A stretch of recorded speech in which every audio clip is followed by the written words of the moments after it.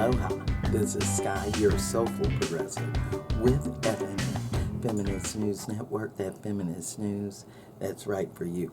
Welcome to Skye in the Pagoda Room, giving you that soulful news you need every time. Honey, you need to keep it real indeed.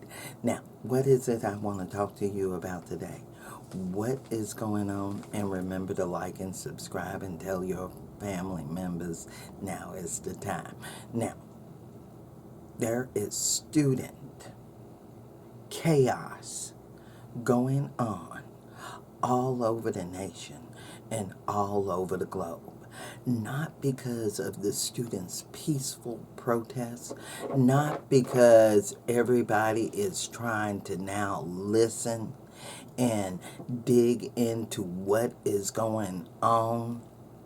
No, there's enforcement, resistance, and not by the students, but by the authorities that are not listening to any of these students. So we're going to take a listen to set them straight on the debate of Israel and the genocide that's obviously going on in Palestine. Now, let's hear from the people that are protesting and let them tell it the way it really is. This one man said it on RT, and he really said it the right way. Now, let's take a listen to this. Opportunity to speak with some of the students and other community members who gathered here outside of the lockdown university in anticipation of big arrests. At the end of the day, social media is expressing reality. Politicians can get on camera, they can get on TV, and they can speak to us, and they can try to lie to our faces about certain things. We don't live in the 90s and the 80s anymore. It's not 1948. You can't sit there and lie to us and tell us everything is gravy, everything is fine, and then sit there and lie to our face and we believe you. That's ridiculous. It's a violation of American First Amendment right. It's a violation of the Constitution. It's one thing that makes America not unique in the world nowadays, but special. It's one of our founding principles. I think it's fascist, totally fascist. I think this, the student protest is just bringing out what America is underneath. And I'm horrified. That boy told it just like it should be told. And I shouldn't have to say no more because he just said it. Now, what's ugly is how these pro-Israel, anti-Palestine, and not recognizing and giving hate toward those that do not want this genocide, that is looking for a definite change, that the boomers and the people in Congress and all of these that are calling them anti-Semitic, which they are not, because we just proved with Jill Stein and her arrest for students to stand next to them. Now, there are a lot of us that are older that understand that youth is the way, and they are leading the change, because when we try to talk to other people our same age, you know what's going on? A lot of and that ain't how it should be. They need to actually listen. So, we're going to take a look at what's going down in UCLA and talk again. And then we're going to say what needs to be said.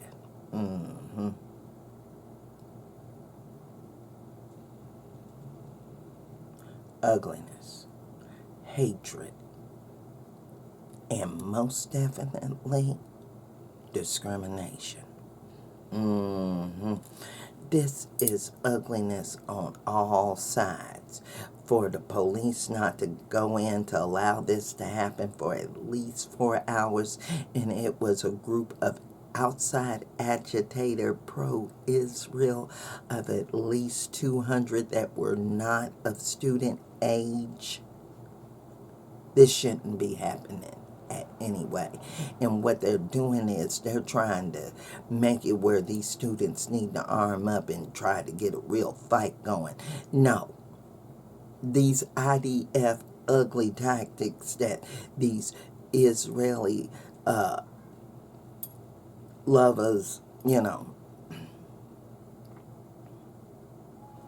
these Zionists need to understand the Zionist project isn't working, man. And that's the truth of it. And with over 100,000 dead, misplaced, under the rubble, and gone from a population of 2,000, now left with only less than one, due to the fact of the killing and the siege and those that fled, and not allowing the flotillas, not allowing. See, Blinken is in Tel Aviv right now talking to Netanyahu, and he doesn't have the chutzpahs to get it together to tell Blinken what he needs to tell him. Because this should have ended a long time ago. So it's obvious that the U.S. is complicit, and with the ICJ ready to lay down the law. And after an ugly decision from Germany to say that their weapons to Israel wasn't, the court case wasn't done right and it's okay. No. The world is speaking. ICJ don't have to speak. Even those that are in Israel that is tired of them not getting their family back, they're ready for a ceasefire. And they're acting like, oh yeah, well, they still want. No, there's a group of them that are within there that is growing seriously to say permanent ceasefire and permanent statehood for Palestine. And that number is growing by the hour over there. And what we need to realize is we need to stand with these students, stand with the world, and let America and the rest of them understand that they are isolated in history to be wrong. Because this isn't what should be going on. Because they need to understand that they are wrong. And this doesn't need to be going on.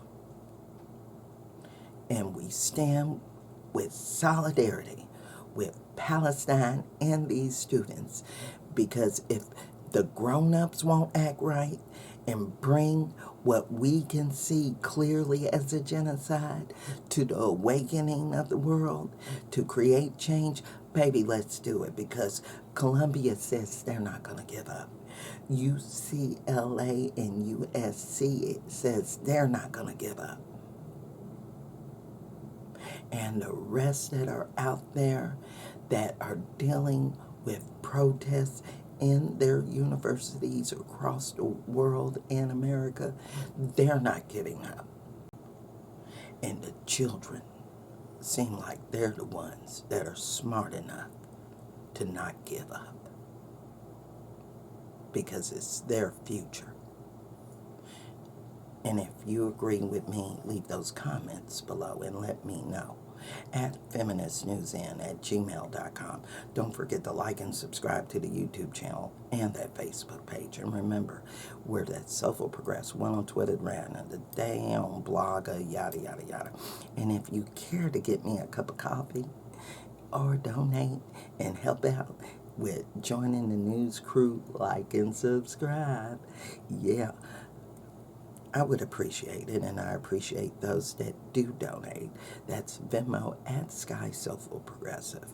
Now, we got to remember, during this era of hate, we all got to participate so we can stop this genocide right now in its tracks in Palestine, Sudan, and everywhere else. Thanks for watching. Thanks for